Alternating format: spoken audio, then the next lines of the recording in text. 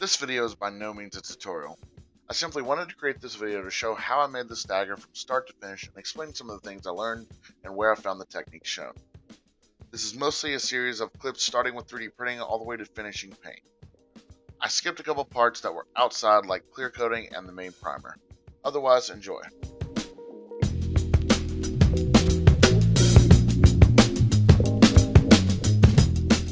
Here I'm adding super glue to baby powder to create a nice filler glue to fill the gaps between the printed halves to add some strength to the seam. This later allows me to sand it down. I found this technique in a Punished Props video and a tested video and wanted to give it a try.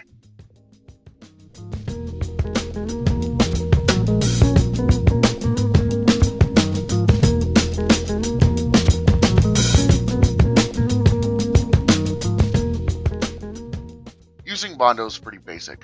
Apply a thin layer and sand until satisfied. I glued and used the baby powder method on the blade portion just like the hilt, then went to town with the Bondo.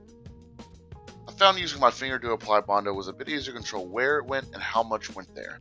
Since there was a snag in the filament during printing, I had a lot of covering to do on a certain edge, but between Bondo and sanding, it disappeared.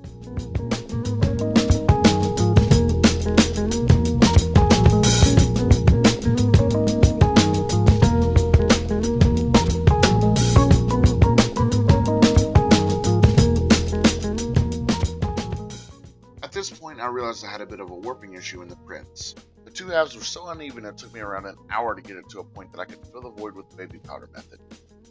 After letting the joints cure overnight, I can say without a doubt super glue and baby powder is a strong enough bond to hold PLA parts together.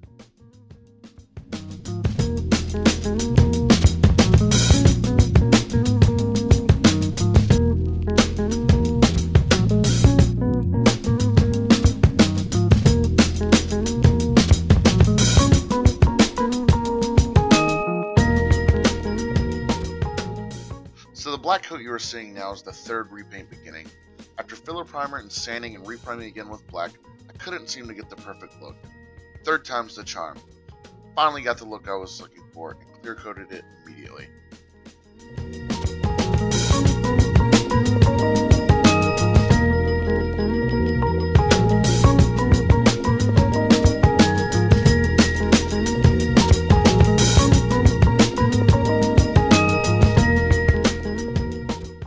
I've seen this technique in many videos before. It's called dry brushing. Basically, you get a little paint on your brush, wipe most of it away, and lightly apply strokes to the object to create a metal look.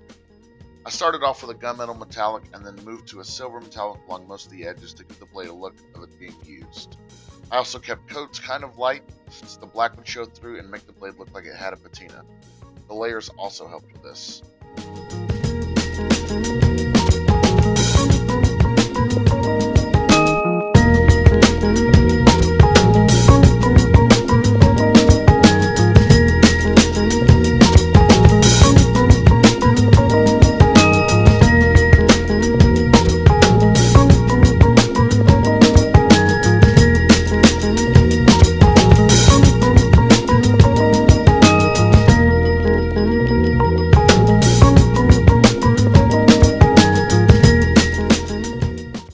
I had planned on wrapping the handle in the stitch leather you see in the right of the frame, but I didn't have enough and it was kind of sloppy. I went with a tightly wrapped and dyed twine instead. I know I wanted it to be black, so after taping off the guard and the pommel, I used thinner black paint to dye the twine black.